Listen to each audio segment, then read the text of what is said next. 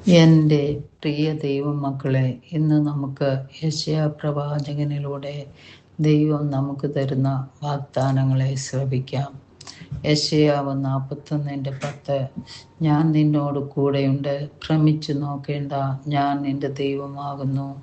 ഞാൻ നിന്നെ ശക്തീകരിക്കും, ഞാൻ നിന്നെ സഹായിക്കും, എൻ്റെ നീതിയുള്ള വലം കൈകൊണ്ട് ഞാൻ നിന്നെ താങ്ങും. ദൈവം ഇസ്രയേലിന് നൽകുന്ന സന്ദേശത്തിൻ്റെ ഭാഗമാണിത്. തൻ്റെ ശക്തിയെയും വിശ്വസ്തതയെയും കുറിച്ച് അവർക്ക് ഉറപ്പ് നൽകുന്നു.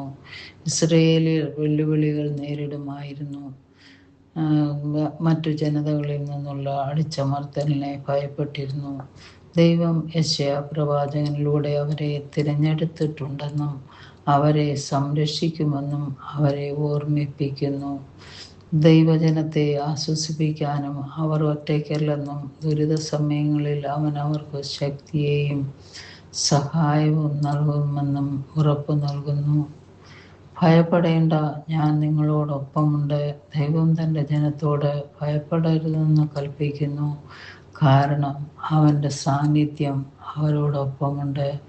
നമുക്ക് ഒറ്റപ്പെടൽ തോന്നുമ്പോൾ ഭയമുണ്ടാകാറുണ്ട്. പക്ഷേ ദൈവം അടുത്തുണ്ടെന്ന് നമുക്ക് ഉറപ്പ് നൽകുന്നു.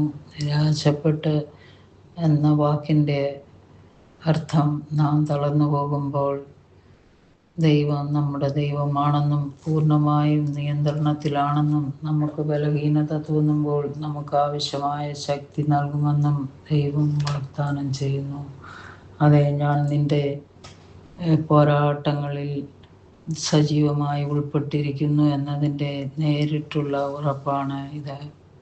എൻ്റെ നീതിയുള്ള വലതുകൈ കൊണ്ട് ഞാൻ നിങ്ങളെ താങ്ങും. ബൈബിളിലെ വലതുകൈ ശക്തിയെയും അധികാരത്തെയും പ്രതീകപ്പെടുത്തുന്നു.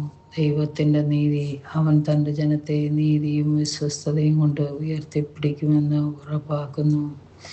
പ്രയാസകരമായ സമയങ്ങളിൽ നാം ദൈവത്തിൽ ആശ്രയിക്കണം. ദൈവത്തിൻ്റെ ഉറപ്പിൽ ആശ്രയിച്ചുകൊണ്ട് വിശ്വാസം കൊണ്ട് ഉത്കണ്ഠയെ മറികടക്കണം. തൻ്റെ സഹായവും ശക്തിയും വാഗ്ദാനം ചെയ്യുന്ന ദൈവത്തിൻ്റെ ശക്തിയിൽ ആശ്രയിക്കണം. ദൈവം നമുക്ക് വേണ്ടി പ്രവർത്തിക്കുന്നതിനാൽ പ്രയാസപ്പെടേണ്ട സമയങ്ങളിൽ പോലും ധൈര്യപ്പെട്ടിരിക്കുക. സ്നേഹപിതാവേ, ഭയം ഞങ്ങളെ നിയന്ത്രിക്കാതിരിക്കാൻ ഞങ്ങളെ സഹായിക്കണമേ.